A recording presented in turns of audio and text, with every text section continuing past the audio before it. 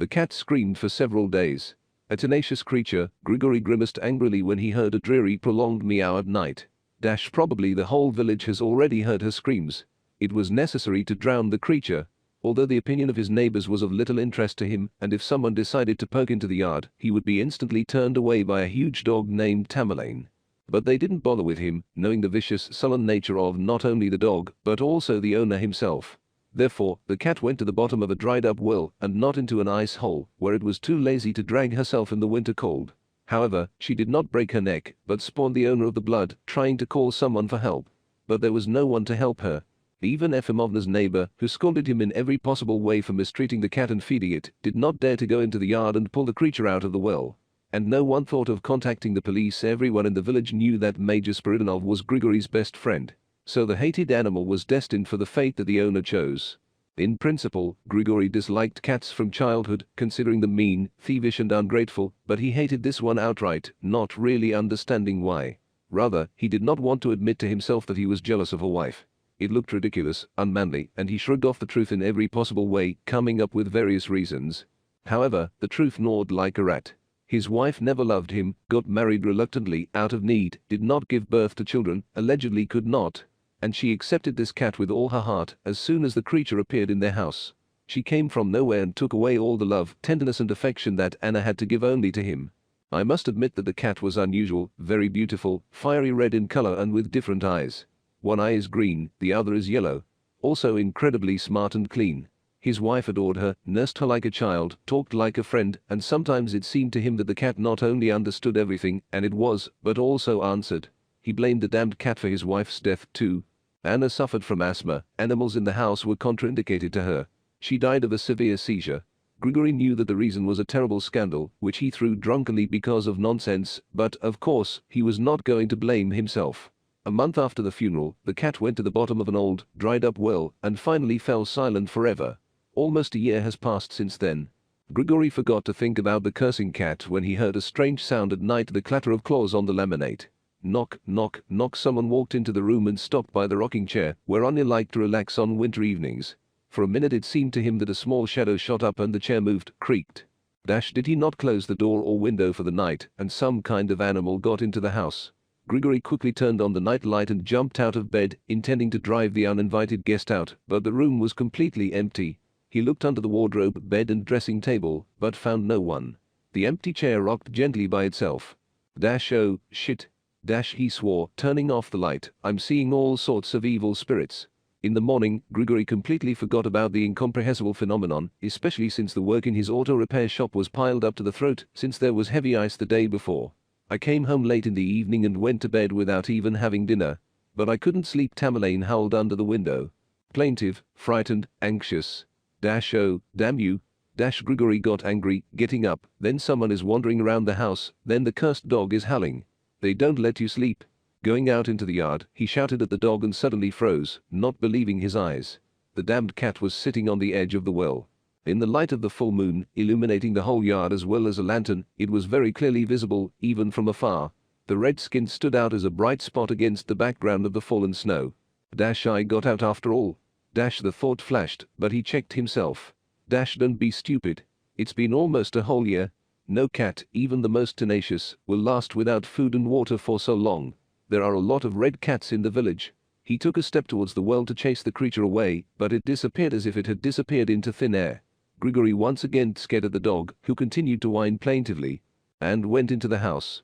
However, despite the fatigue, sleep disappeared and an unaccountable fear appeared.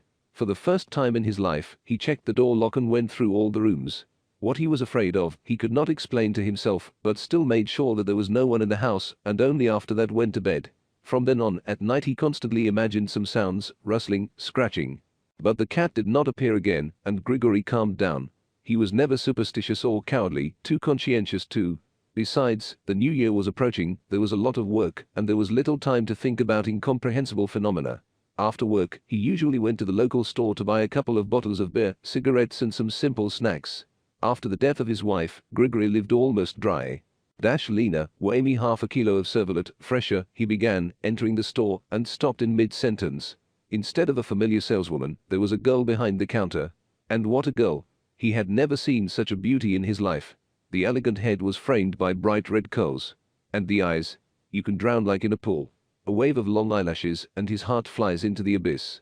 Having lived on this earth for almost 40 years, Grigory did not even know that it was possible to fall in love immediately, completely, irrevocably, without even knowing the name of the beauty. Eyes, there's something familiar, disturbing about them. Good evening, the girl said, nodding affably. She cut off a piece of sausage, put it in a bag, and Grigory admired the figure, full breasts, a gorgeous waterfall of red hair. Read deeds. An alarming thought flashed again, but immediately disappeared under the magnetic gaze of the beauty. What's your name? Suddenly he asked unexpectedly. Isabella, the girl replied. Even the name is so rare, beautiful, unusual. And it suits her very well, Grigory thought, deciding that he would do anything in the world to get this beauty for himself. To his surprise, he did not have to take care for a long time. Apparently, the girl, despite the obvious age difference, also liked him. Or liked his condition. But Grigory didn't care. Just to see her around, wake up with her in the morning and hug her when coming home from work in the evening. He just looked younger with happiness and did not notice the oddities that arose immediately after the appearance of a red-haired beauty in his house. First, something started happening to his ferocious dog. As soon as Tamerlane saw Isabella, he whined plaintively and hid in the booth. Grigory did not attach much importance to this, did not notice that the dog was afraid of her, that he stopped eating normally and literally turned into a shadow in a month. One morning he found the dog dead. He strangled himself with a chain, entangled in it. But Grigory did not grieve much for the faithful dog. Not such a character to let loose snot, and secondly, all thoughts were occupied only by Isabella, who reigned in his house. He did not notice the second oddity the young wife adored sitting in Anna's chair. I was ready to spend whole hours there, but if Annie was either knitting or reading, then Isabella just rocked, humming something to herself and grinning strangely. Sometimes her grin and the look made Grigory uncomfortable. He tried to figure out who the girl reminded him of, but he couldn't, it didn't work out. He spent his honeymoon in euphoria. Everything was too good to be real. He's probably having a wonderful dream that will end sooner or later. And then I started having completely different nightmares. Then he's strangled by some creature the size of a big cat. Then he flies into the abyss and realizes that death has come. Falling asleep has now become difficult and scary. He woke up all broken and sick, as if he hadn't slept at all. My appetite was gone too. Acquaintances did not recognize Grigory and only shook their heads in surprise. One night he woke up again to the light sound of claws. There were no cats in the house, although if Isabella wanted to have a dozen of them, he wouldn't even make a sound. However, she didn't want to see any of the animals in the house, so the cat made its way through the window from the street. He turned on the light. There was no one in the room. Isabella had disappeared. He called his wife, but no one answered. Suddenly, a premonition of trouble squeezed my heart. Grigory jumped up and walked around the house. All the rooms were empty. After getting dressed, he jumped out into the yard and to his great relief saw his wife. Where have you been? Maria Efimovna came. She asked for medicine. I didn't wake you up and decided to go help. The old lady is sick, the wife calmly replied. Let the old witch die! I was scared not to see you in the middle of the night. He hugged his wife.